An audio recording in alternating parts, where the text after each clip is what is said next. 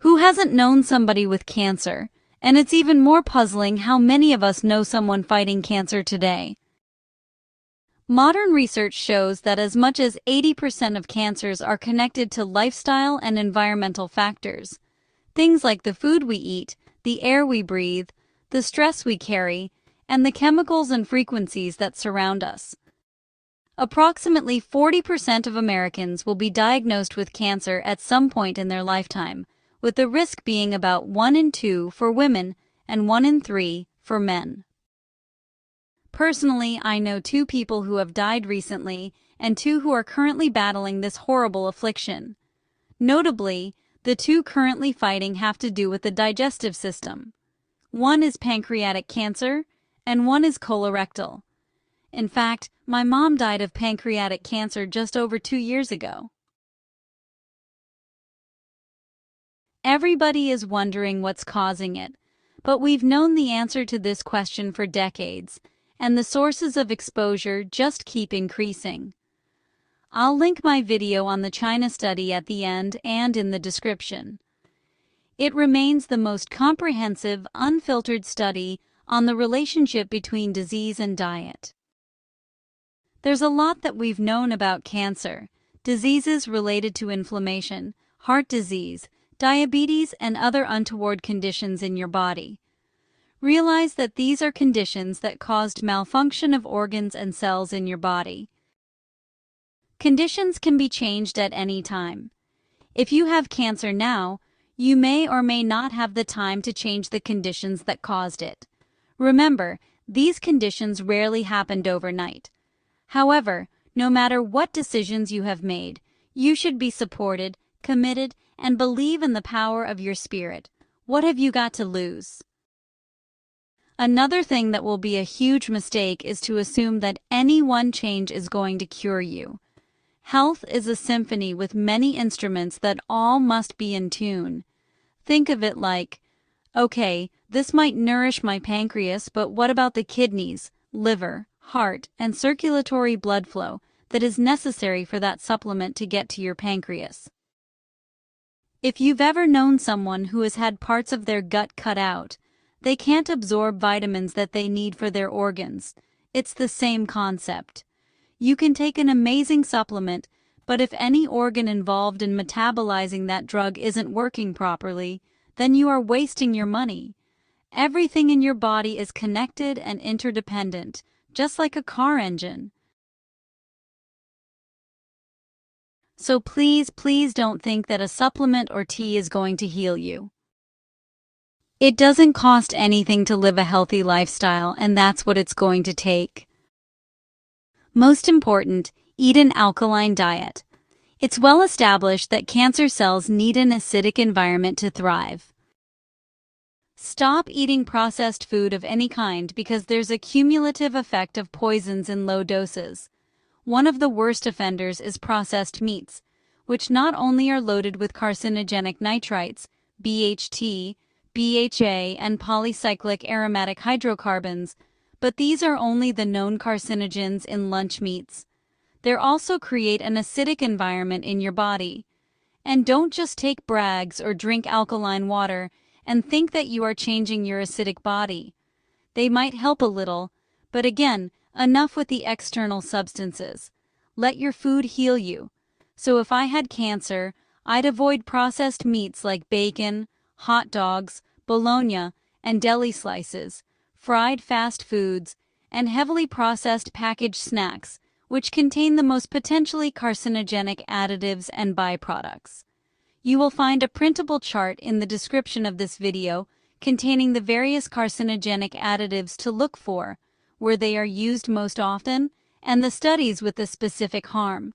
Remember, this list is additives and byproducts that cause cancer only. There are many others that cause heart disease and other ailments. Your body is not only capable but actually loves to renew itself. It's really effortless, and it's your choice whether those cells renew with perfect DNA or altered DNA. Make your food your medicine and your medicine your food. These reports emphasize that adopting healthier habits, like quitting smoking, which alone prevents about 80% of lung cancers. Maintaining a healthy weight, eating plant-based diets, limiting alcohol, and staying active could avert the vast majority of lifestyle-related cases.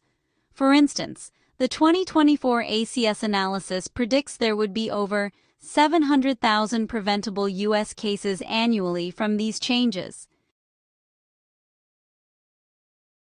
Now let's look at some of these studies. I did a pretty comprehensive video on the China study, which is the longest study ever conducted on the effect of food on disease. So I won't cover that study again, but I'll link the video in the description. The Dahl and Peto study in 1981 was a landmark analysis for the U.S. Congress. Epidemiologists Richard Dahl and Richard Peto estimated that 75 to 80% of cancer deaths in the United States were preventable through lifestyle modifications. That's something that should make your ears perk up. Tobacco accounted for about 30% back then, and diet alone accounted for 35% of the cases.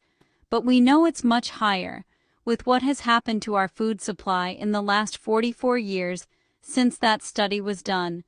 The study reported that other factors like alcohol, obesity, and inactivity contributed to the rest. The landscape has changed dramatically, and stress plays a much bigger role. American Cancer Society, 2024, published a cancer journal for clinicians. This study found that 40% of all new U.S. cancer cases and 44% of deaths are linked to modifiable risks, smoking accounting for 19%, excess weight for 7.6%, alcohol for 5.4%, and inactivity and poor diet for the balance. Prevention rates have reached 80 to 100% for lung, skin, and cervical cancers. The World Cancer Research Fund, AICR, from 2018 to 2025. Their ongoing global review concludes that 30 to 50% of cancers worldwide are preventable via diet, weight control, and activity. That's pretty dramatic, and that has nothing to do with smoking.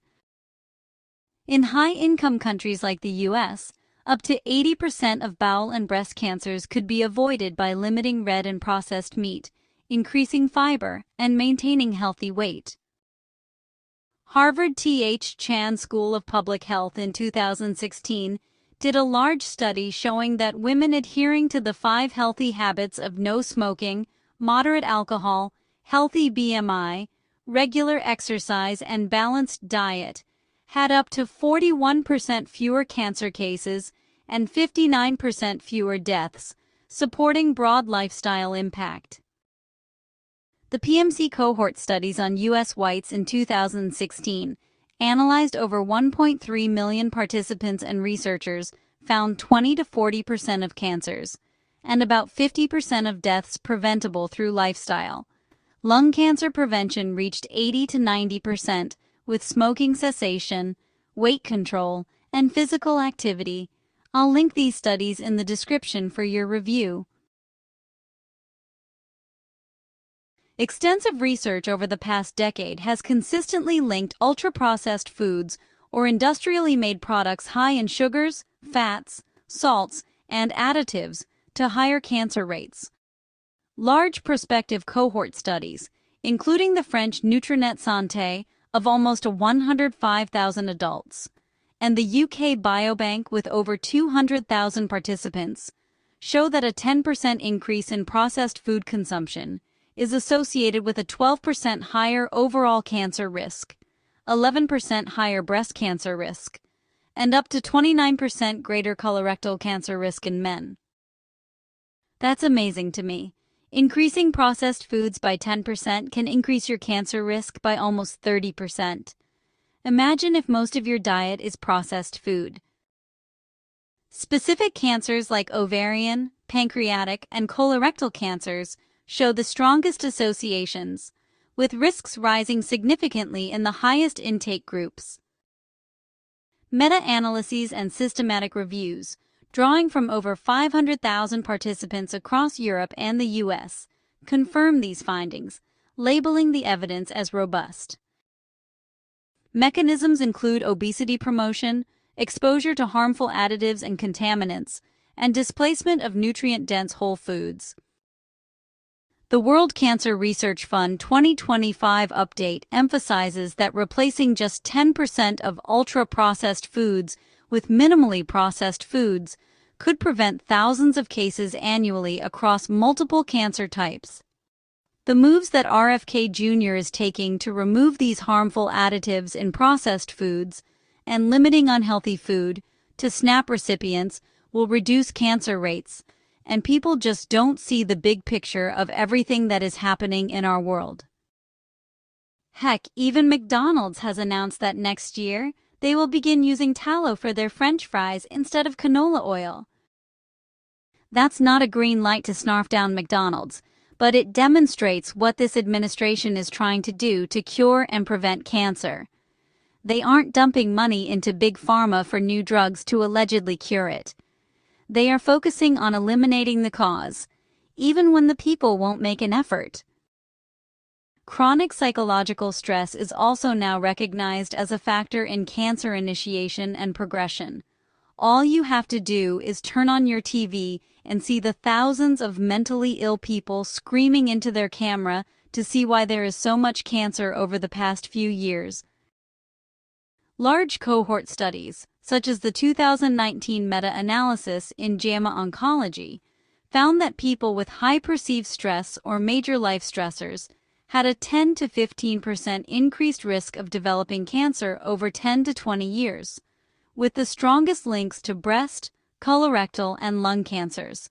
That's from stress alone. Add that to the risks from food, exercise, and obesity, and there's no wonder that so many women are getting cancer. The 2017 UK's Million Women study published in Lancet Oncology similarly reported that women scoring in the top 25% for stress had a 20% higher breast cancer incidence after adjusting for classic risk factors. When you're stressed for a long time, your body keeps pumping out stress hormones like cortisol and adrenaline. These hormones can damage DNA, which is like the body's instructions inside cells, and they make it harder for the body to fix mistakes, which could turn a cell cancerous. They also weaken your immune system, which is the natural defense that hunts down and destroys early cancer cells. I don't want to say boosting your immune system will detect and repair cancer early, because people will go out and pump themselves with supplements rather than understanding the point that eliminating the stress is the supplement that you need to boost the immune system. Studies on people with breast cancer show that high stress means fewer immune fighters inside tumors, giving cancer a better chance to grow. I'm going to link the studies that demonstrate this, but they are highly technical, and I've toned down the language a bit to make it understandable. The good news is that we now have studies showing that lowering stress works. A 2021 study in Journal of Clinical Oncology had breast cancer patients do 8 weeks of stress reduction therapy. Their cortisol dropped 23%, and their tumor growth slowed by 11%. Another 2023 study in Denmark found that patients taking common blood pressure meds, which also calm adrenaline, had 15 to 20% less cancer spread. The simple takeaway is that ongoing emotional stress creates a body environment that supports cancer. Cutting stress with therapy, exercise, or support can clearly slow down cancer at the very least. As you can imagine, there are no studies published on the ability to actually heal cancer with stress reduction, because the medical complex can't sell you stress reduction. It doesn't cost a dime. Lastly, I'm going to address a topic that most mainstream channels won't, as it relates to cancer rates, because there is significant evidence that your mood or emotional vibrations also impact your ability to avoid cancer. There are people that I've known who insist that they have no stress, but everyone around them can see that they do by the vibes they give off. Negative emotions like fear, anger, or sadness can increase the risk of developing cancer by weakening the body's defenses. Recent studies from 2024 and 2025 show that ongoing stress raises hormones like cortisol, which can shorten protective parts of DNA known as telomeres, which sparks inflammation and stimulates tumors to grow and spread. For example, a large review of over 5,000 studies found that chronic stress acts like a cancer promoter, raising the odds of tumors in organs like the breast or lungs by up to 40% in stressed people. Imagine this, guys. The very process of hearing that you have cancer and how you respond can affect your prognosis. Another 2025 analysis linked emotional distress before treatment to poorer responses in lung cancer patients, with stress tied to immune system glitches that let cancer hide from the body's natural killers. In short, unchecked bad moods create a body environment where cancer can take hold easier, but catching and managing stress early can lower that risk.